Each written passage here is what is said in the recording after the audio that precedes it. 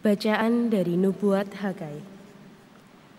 Pada tahun kedua pemerintahan Raja Darius, pada tanggal 21 bulan ke-7, datanglah sabda Tuhan dengan perantaraan Nabi Hagai bunyinya.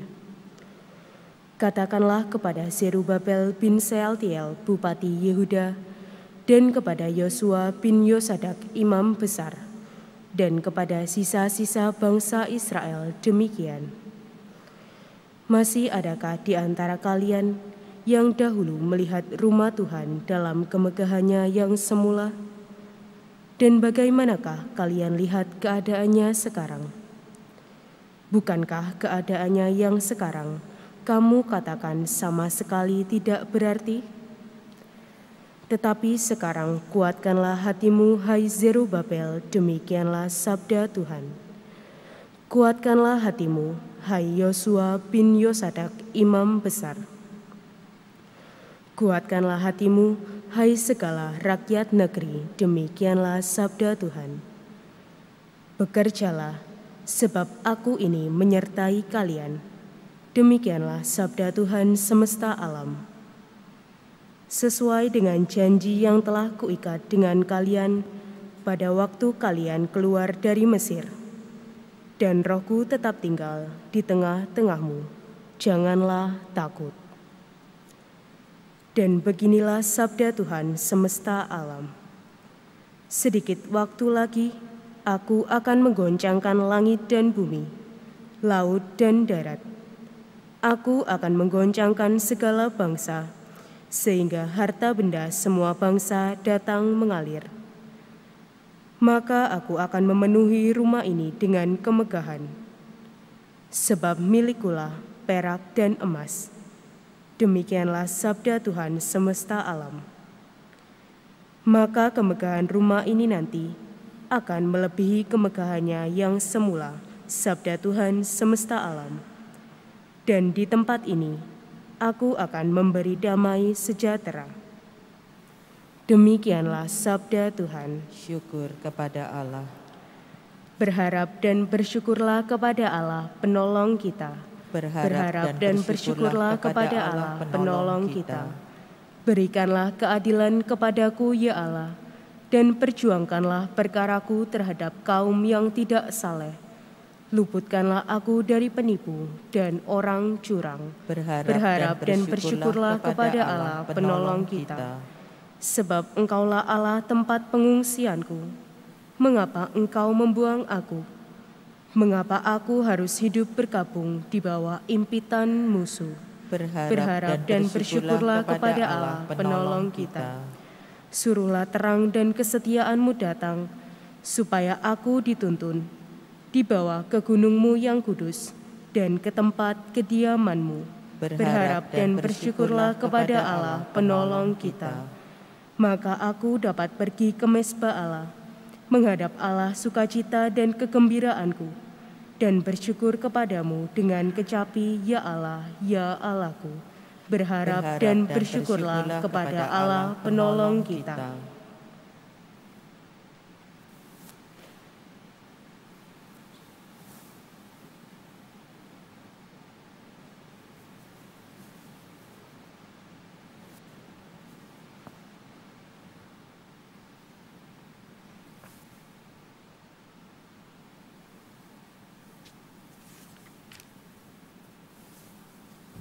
Haleluya, haleluya, haleluya,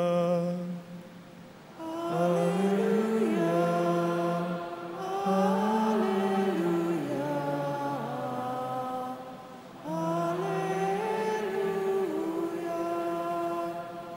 Anak manusia datang untuk melayani dan menyerahkan nyawanya sebagai tebusan bagi banyak orang. Haleluya, haleluya, haleluya.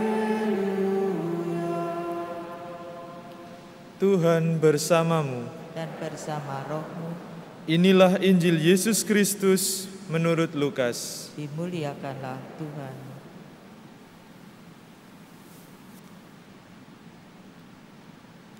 Pada suatu ketika, Yesus sedang berdoa seorang diri. Maka datanglah murid-muridnya kepadanya. Yesus lalu bertanya kepada mereka, "Kata orang banyak, siapakah aku ini?" Mereka menjawab, "Yohanes Pembaptis." Ada juga yang mengatakan Elia. Ada pula yang mengatakan salah seorang nabi dari zaman dulu telah bangkit. Yesus bertanya lagi, "Menurut kalian, siapakah aku ini?" Jawab Petrus, "Engkaulah Kristus dari Allah." Dengan keras Yesus melarang mereka memberitakan hal itu kepada siapapun. Ia lalu berkata, "Anak manusia harus menanggung banyak penderitaan dan ditolak oleh para tua-tua, oleh para imam kepala dan para ahli Taurat, lalu dibunuh dan dibangkitkan pada hari ketiga." Demikianlah sabda Tuhan. Terpujilah Kristus.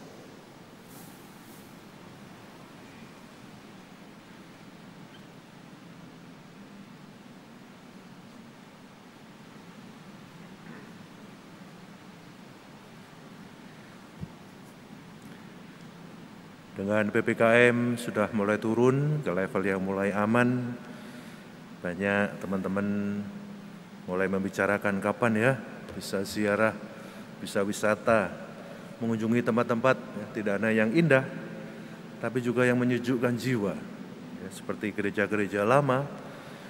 Dan kalau Anda masih ingat gereja-gereja megah di Eropa yang dulunya ya penuh ya dengan umat, menjadi tempat perayaan-perayaan yang luar biasa, sekarang ya menjadi